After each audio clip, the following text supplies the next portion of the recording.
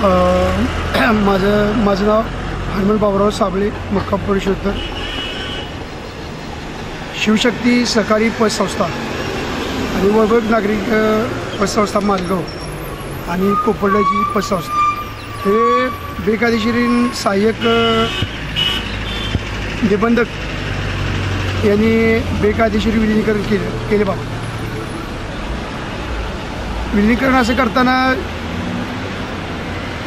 यांनी असं विलिनीकरण केलं की सभासद तत्व रद्द करून शिवशक्तीत पैसे ठेवावेत 3 वर्षासाठी आणि जे कर्जदार ठेवीदार आहेत त्यांचं सभासद ठेवून मतदान रद्द करणं म्हणजे मतदान करता येणार नाही असा यांनी ठराव केला.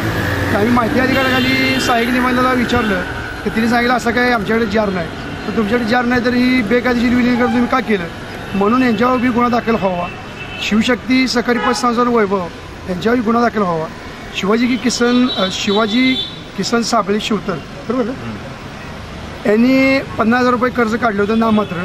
त्यातलं 40,000 रुपये यांना दिलं आणि 10,000 खात्यावर ठेवले. तर ते म्हणतात की सभासद तुमचं घेतलं 5,000, एकदा म्हणतात ठेवीदार 5,000 घेतलं त्या मागितलं तर पावत्या देत नाही.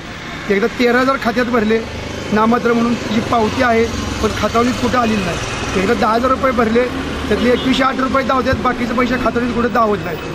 तर ह्यांनी चुकीच्या पद्धतीने सगळं यांनी केलेलं आहे. यांनी आज कर्जात आफार केलेला आहे. त्यामुळे यांच्यावरती गुन्हा दाखल झाला पाहिजे. कारण हे जिल्ह्यातल्या संस्था DDR असू द्या किंवा सहाय्यक यांचं दबाण नसल्यामुळे त्या संस्था सगळ्या डबघा झाल्या. त्यामुळे माणसांचं कुटुंब रस्त्यावर आलेले आहेत. त्यामुळे आम्ही यांना वारंवार तक्रारी दिली, वारंवार सांगितले तर यांनी आज ताकद कधी कारवाई केली नाही. तर यांना आम्ही सांगितलं होतं की तुम्ही 27 तारखेच्या आत जर तुम्ही यांच्यावर कारवाई जर फौजदारी गुन्हा दाखल नाही केलं तर आम्ही 27-28 तारखेला आम्ही तुमच्या दारात बेमुदत धरणे आंदोलन करणार असं यांना आम्ही माननीय जिल्हाधिकारी सातारा, माननीय पोलीस अधीक्षक सातारा, माननीय शहर पोलीस स्टेशन सातारा आणि जिल्हा उपनिबंधक आणि शिवशक्ती यांना सर आम्ही त्यांना पत्र दिलेले आहेत की त्यांनी कारवाई अजून केली नाही म्हणून आज आम्ही धरणे आंदोलन त्यांच्या दारात बसलेलं आहे. शिवाजी किसन साबळे हे वेदना डेअरीत यांना जवळजवळ 9 वर्ष यांनी काम केलं. गडी म्हणून काम केलं यांच्यात. त्यांनी शेतात राहण्यात काम केलं. त्यांना आत्ताबरोबर महिन्याला 600-700 रुपये पगार द्यायचे. हा पगार कट करायला सहाय्यक निबंधक 101चा दाखला नव्हता. ह्याची स्वतःची संमती नाही. हा पगार कोणत्या कायद्याखाली यांनी मंजूर केलाही कळलं नाही. आणि जरी मतदान जर हिरवत असतील तर देशात जर मला सांग देश चालणार कसा, मतदानच करता आलं नाही तर देश चालणार कसा. तर यांनी सगळ्या गोष्टी केलेल्या आहेत ह्या सगळ्या. त्यामुळे यांच्यावरती फौजदारी गुन्हा दाखल झाला पाहिजे. तोपर्यंत आम्ही धरणे आंदोलन चालू ठेवणार.